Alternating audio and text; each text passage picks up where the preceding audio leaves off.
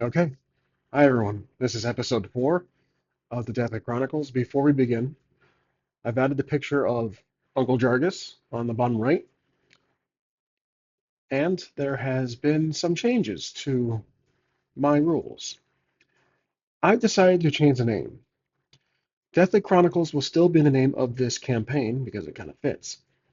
However, the name of my rules has changed to the Havoc system. I figured because the abilities spell out Havoc, that Deathly Chronicles was not working in my favor. So, decided to separate the two. Campaign is Deathly Chronicles. Havoc system is the game rules. And another thing I want to try differently is the dice mechanic. It will be a D20 game. There have been some minor tweaks since yesterday. Just going to scroll through this a little bit. I'm not going to mention everything, but special ability is now a conversation with the guide because I want it to be relevant to the character's profession or origin story, which is something I added in the character sheet. So right here is profession, and there's the updated logo.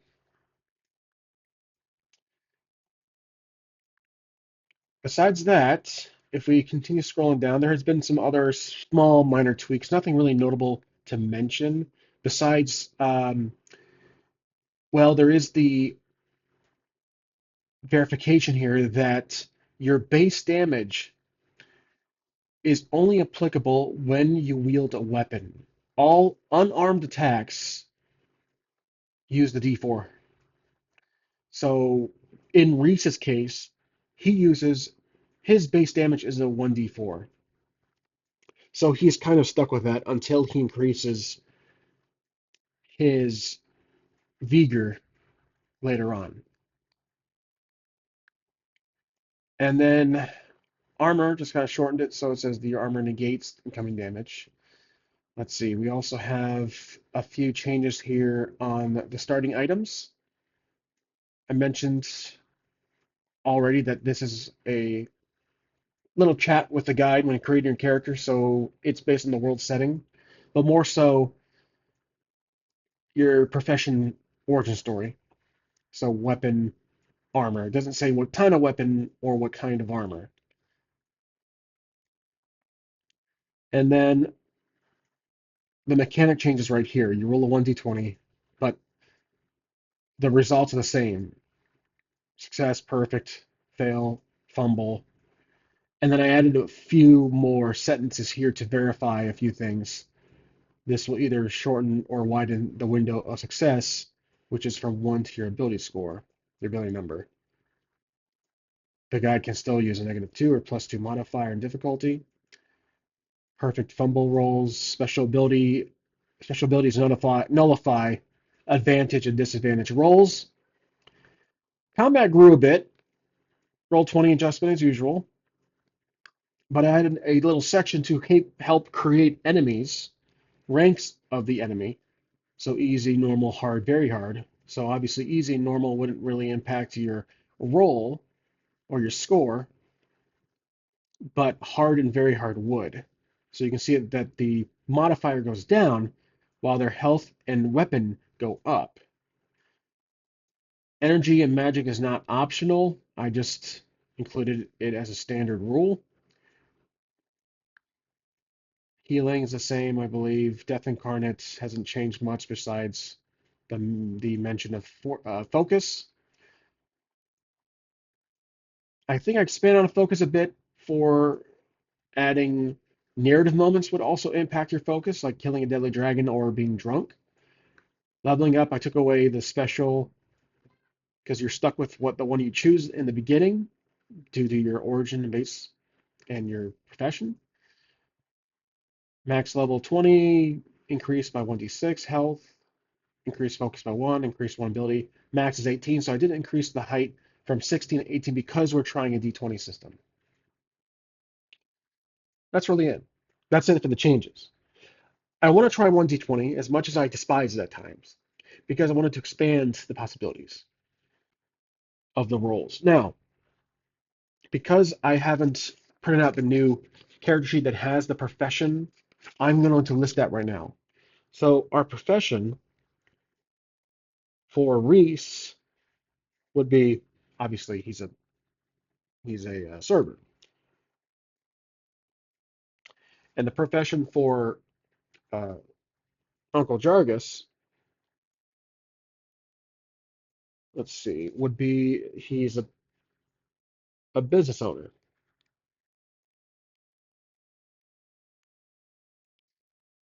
entrepreneur, business owner, bartender, barkeep. Probably barkeep more in the terminology for fantasy, but I'll just put business owner. Okay, so where we left off on episode 3, which was yesterday, the team was looking for veteran military survivors, members from Jargus's old team, his old group. There are 6 Deathstalkers currently remaining in the immediate area, 3 most likely scattered. Next member to find, I already have a name in mind. The question is he alive?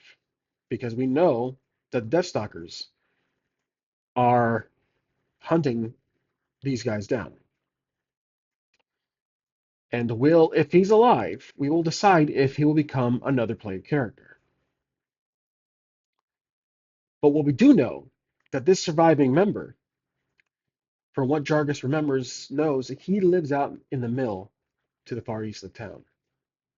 So our team is currently heading in that direction. They just dealt with one Deathstalker in the alley, outside the alley.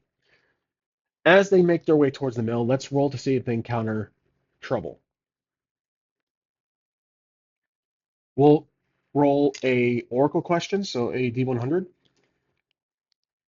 This will be, since there's 3 of them more so scattered compared to the 3 we saw outside with the Master and the 2 henchmen outside the burnt down gold locket, I'd say there's a 50-50 chance that our team will encounter a new Deathstalker. So let's roll 50% or less. 60, 69. They do not encounter a Deathstalker, which works. Okay, so that roll represents they did not encounter a Deathstalker on the way to the tavern. But eventually they do get to the outskirts of town on the east side, and they see the mill in the distance. Now let's ask the Oracle if the mill has been attacked, which I think is unlikely, 25% chance. But there's still that chance. 47. So the mill has remained untouched by the Deathstalker gang. They get up to the mill. It has that spinning large windmill, and it's on the side of a river. As they look, it's pretty towering. It's probably fighters 5 or so stories tall. They approach the door. Remember, they're walking. They're on horseback. Reese looks back to make sure that they're not being followed or they see anybody coming up because the mill would be something worth checking from the Deathstalker's perspective. So let's roll that. This will be a Havoc roll for Reese, and we will get our D20 here. Reese is rolling to see using optics if he can spot any Deathstalkers or anybody behind them. 10 or less. I don't think there's any fires out this far because we now know that there has not been any Deathstalkers out here, so there's most likely no fires in the way. But we still can see plumes of smoke from the middle of town, the market. So D20, 10 or less, no modifiers required. 9, that's barely a yes. Not spot on. Spot on would have been a critical, meaning a perfect. We would have increased our focus. And actually, Reese's focus is +1 away, +1 step away from a +1 modifier on everything. That's how overcompassing and powerful focus is. And also impactful. So if you're down to -1 step or -1 on focus, that impacts everything. So he sees nobody approaching. It's clear they're good. So Jargus is going to knock on the door and yell out for his brethren. And the name of this NPC will be Rambo's. Sure, it kind of, wonder what that's based on. So Rambo's is another uh, war vet that Jargus worked for, or worked with back in the day, back in the Great War, and he's a fighter. He retired and he lives out in this mill. He helps out around town. He's not exactly the most busiest, but he definitely gets some jobs done.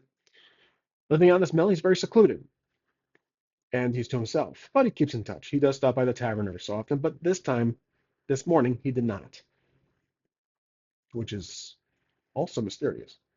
Because typically, I'd say Jargus usually sees Rambo's coming to the tavern at least every other morning. And perhaps it's been a few days. Why is that? Why do we why would Rambo's not stop by the tavern? Did he set out did he take a little uh hike up east over the hills? Did he travel? Is he sick? Let's ask the Oracle, or we can simply roll. Let's ask the Oracle.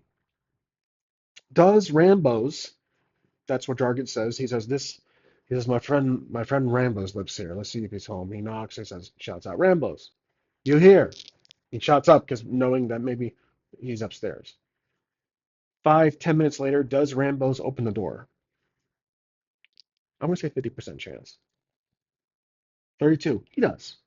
So eventually, it takes a little bit. You hear some footsteps walking down the stairs because it's a spiral staircase. He does open the door, and we now meet Rambo's. Rambo's is an older fellow, very towering, very strong, muscular.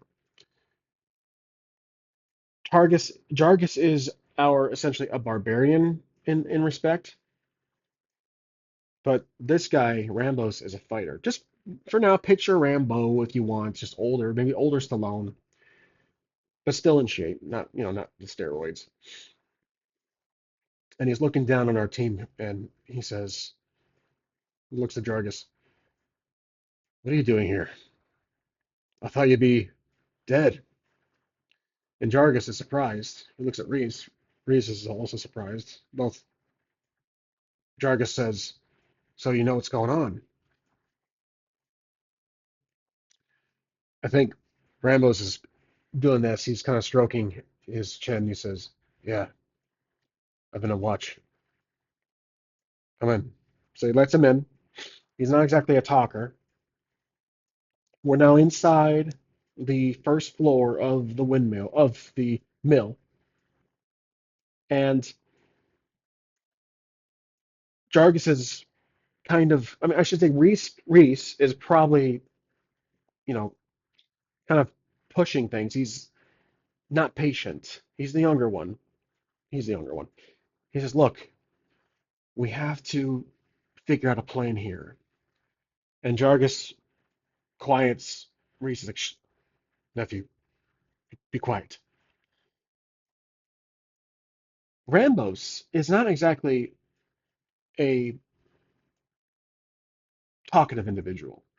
He's not exactly fast either on his feet. He moves very slowly. He's towering, like I said, but he moves very slowly. He sits down and he's drinking some ale. He says, I have an idea of who's attacking the town.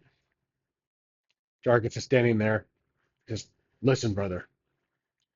You and I know who these people are. They're after us. They almost took me out, but Reese saved my life. I own this. We need to gather the others. We must fight back. Will you join us? And that will require a roll because, like I said, he's a hermit essentially, but he's secluded. So let's roll d20. Jargus is trying to convince his friend to join. His friend Rambos is retired, probably not to fight. That's why he's been here. He knows what's going on. For some reason, he knows that the Deathstalkers are here and they're looking for they're that's probably the biggest reason why they're attacking a random town for no, with a certain mind, with a reason in mind. So this is trying to convince Rambos to join, which will require a roll of heart. And Jargis's heart is a little low at 7, so let's roll. With a d20, it's kind of not, it's unpredictable. 12. Rambo says, I'm sorry, my friend, but I'm not as I used to be. He shows his walking stick that was set aside the table. Doesn't always use it, but he says, my legs are giving out. I would be of no use to you, my friend. And that explains why he hasn't exactly left the mill. He's been housebound. He can walk, but he's very slow, which that does kind of explain my earlier visualization of how we first meet Rambos. So Rambo says, I'm sorry, but with the Great War, I taken a toll on my body. There's not much I can do. But I perhaps can give you some weapons and some armor to help you. Perhaps our other friends are out there fighting alone, looking for your help. Reese says, well, he doesn't speak. He looks to Jargus, waiting for approval or waiting for Jargus to say something. Jargus says, I understand your condition, my friend. I'm not exactly in shape myself, but we have to put some effort into this. They're killing innocent people. They have destroyed the gold locket. Your second home is destroyed. My home is destroyed.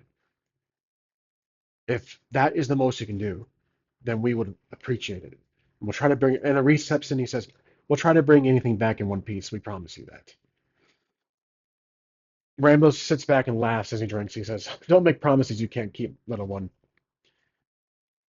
If you need anything, please walk upstairs to my armory. Take what you need, but don't include me in this. I've done, can't do anything more.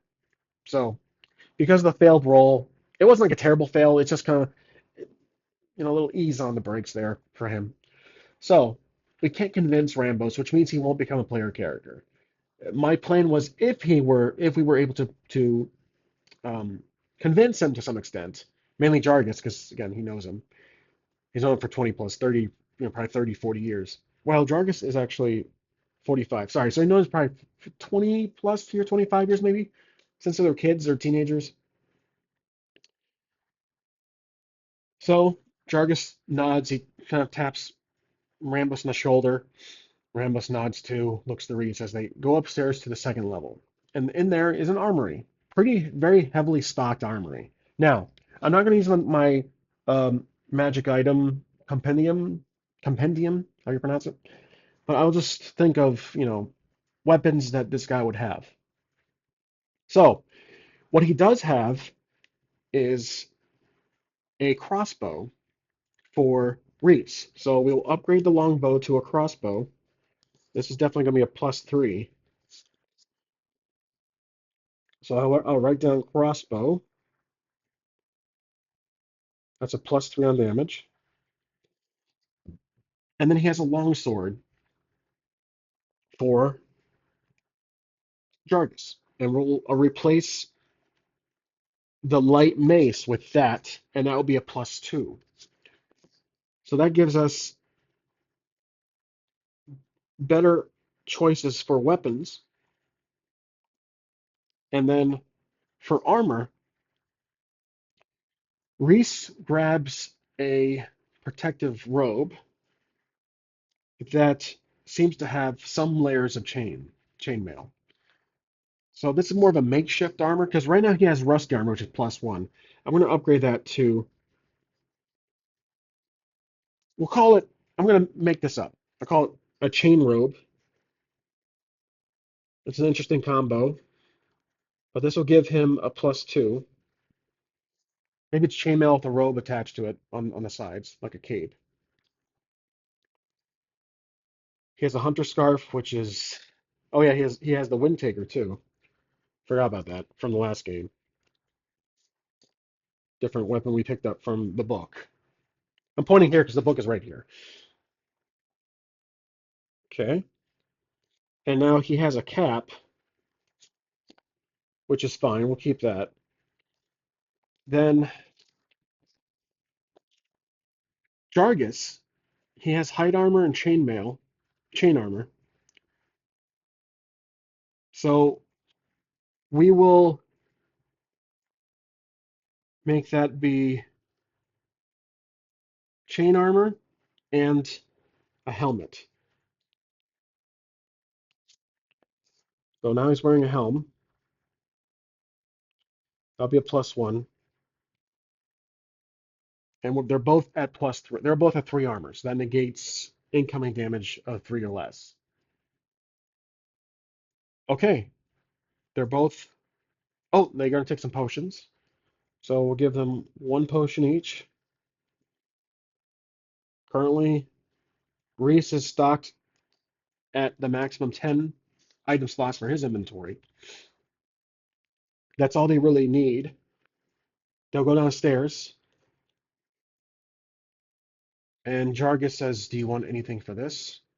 Do you want anything from us in exchange for all this, my friend?" And I think Rambo has stood up earlier and he walked over to the kitchen and he's probably making some food, making a meal. He says, Dungeon says, "No, just come back in one piece and tell me the stories of what you tell me. Let me know how it goes, basically." So they, Jargus walks up and shakes his hand. Reese nods, and in thanks. They both leave. As they leave, they close the door, and they're surprised to see two Deathstalkers approaching the mill where they are. The Deathstalkers stop. This does not include the Master. This is just two Deathstalkers outside the mill. They stop in shock as they know, again, thankfully, because we got there in time, we inadvertently stopped these two Deathstalkers from approaching and probably killing Rambo. So now let's put in some info here. Outside mill, two Deathstalkers approach. This is two out of the possible three that were scattered. Looks like these two were ready for a big guy such as Rambo's. And they step off the horses. They pull out their weapons. One pulls out a large sword. The other one pulls out perhaps a warhammer, a large blunt object, and they're wearing the usual outfit of the Deathstalker. Jargus pulls out his new longsword. Reese pulls out his crossbow. They look to each other and says, "This is surprising." Or, well, no, he doesn't say this is surprising. Reese says, I guess they were bound to find us." That's probably better. Jargus agrees, and a battle ensues. So the two on the horses, or the two that got off the horse, Deathstalkers, run up, charge at our team, and our team charges back. Now we are at an encounter. So encounters are always kind of changing in my rules, but they haven't changed much since the last episode. It is narrative. Okay, so here's how it goes. Reese will go first. He's the most agile. So as the guide, I'd say, "Okay, Reese, you have the highest agility. You go first." The two are heavily equipped Deathstalkers making their way, attacking both you at the same time. Both of you guys at the same time. So Reese will attack first because he has a crossbow, so he'll fire. And we have to roll for, let's see, we have to roll for vigor, for attack. I'm sorry, agility for defend. You know what? I think I noticed a mistake here. I'm attacking my crossbow. So vigor. I have to fix something really quick. I didn't split up my melee and range attacks. Okay, so there we go. Vigor for melee, agility for ranged. I'm not happy how agility is still tied for defense, but that makes the most sense. All right, we'll keep it at that. All right, so the first Deathstalker is approaching us. We're rolling for agility to use our crossbow. We'll see if it hits. And let's roll. That's a 16, so that is a miss. But let's get some specs down first. The first Death Stalker, based on the chart I'm looking at here, these will be normal fighters. So they don't have any modifiers. They have health of, so you have one, two, they have health of six each, and their damage die is also a d6. That's it. That's all you need is to create enemies, adversaries in my game. So I rolled a 16, which is a miss. Next is going to be Jargus. Now, a miss doesn't have any repercussions because we fired. If we're defending, we miss, we take damage. That's how it works. Then the guide would roll the damage die. Jargus takes a swing with his weapon. That's Vigor, and his Vigor is at 15. With his, let's see, longsword, we're rolling for that. 5. That's a hit, which means we roll a d8 plus the damage, bonus damage on the longsword plus 2. So this does 5 on the d8, 6, 7. Takes out the first Deathstalker with relative ease. Okay, next, the remaining Deathstalker attacks Reese with his weapon. So rolling for Reese to dodge. And that would be agility. And our agility is 15, 17, of course. See, that's the downside of D20. So we take a hit. Reese gets hit with a D6. I'm going to roll that right now. 1. So we have armor 3. Nothing happened. We dodge. I don't have certain methods of dodging or like, parry, what is it? Evade, parry, block, like GURPS or something, but I just narratively, I'm assuming he just dodges because he's fast. He's nimble. Okay, now it's Reese's turn. Reese, because he's closer to the Deathstalker, the remaining Deathstalker, he takes out his weapon of choice, his melee weapon of the Wingtaker that we got off the previous Deathstalker body. We roll for attack using Vigor. That's 6, which is not good. 1. That's not really critical in my game, but that's the best you can do. The second best you can do. Exact would be like perfect. That's a hit. So his damage die is a measly D4 because he's not exactly a close range fighter, but it's something. Plus 2 on this result. 4, 6. That's also a finishing. So we kill these two Deathstalkers with little to no trouble. So now they're down to 4 Deathstalkers remaining. That was a rather simple encounter remaining. One is the master, and we're going to loot them. But before we do, the door opens behind us, and with this cane, with his walking stick, you picture this. Rambo stands there. It says,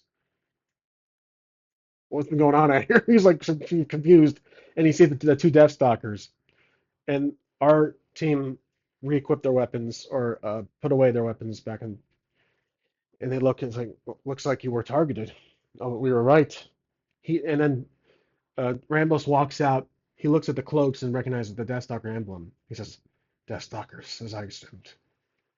How many more do you think there are?" Reese is kind of calculating. He's like, I'm thinking four or so. We took out we took out half of them already. Rambos like, impressive. Keep this up and you'll clear the town in no time. And then the bodies, Jargus starts to loot. So let's grab the match. Well, let me just say we'll grab the box. So again, this is the box I use for weapons. And then most of these weapons are magic based, but I don't really consider that all the time. So I'm just gonna open this up here. And then we'll draw randomly from my first deck. It comes with 5 decks. They're all wrapped individually, like so. Okay, we'll draw randomly from the middle. The first Deathstalker drops us, ooh, wow, Frostfile Armor. Very rare. I don't know. That's a full, it's a full knight armor, but I don't think they were wearing that. I'm going to disregard that. a shield. I'm going to say a shield. So one of them drops a shield. Jargus picks that up. See, I kind of use that as a tarot card just for inspiration. That'll be a +1, and now he has a 4 armor. Okay. The next item will be for Reese. That's interesting. So it's a armor that looks like a suit of many limbs, but again, not exactly in the context I'm looking for. I'll draw again. We already have a crossbow, so he'll disregard that. One more item. It's kind of an armor for dwarf, Osculinian armor. So I'd say he finds a. Hmm. They do find some gold pieces, so I'll give them 5 each. So they found 10 total. 21 total now for Reese, and then 23 total for Jargus. Okay, they do find a vial of poison, interestingly enough, and Reese will take that. He'll have to disregard something. He'll disregard his broken lantern. I don't think we're going to go dungeon crawling anytime soon. So, a vial of poison. Okay, he says this might come in handy. And now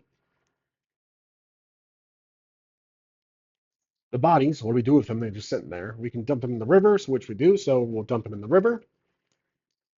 We say our goodbyes to uh, Rambos, who's not a character at the moment, or not a player character because of the results roll, and we make our way back into town, equipped, no damage taken so far, and ready to fight off the remaining 3 or 4. And that's it for this episode. So, hope you guys enjoyed. And if I make any changes, which I don't think I will have to, I'm going to try to figure out if I should tie my defense to something else, but agility makes the most sense unless it's up to the player character to choose a different method of dodging. That could make sense. So thanks for watching, and I'll see you guys next time.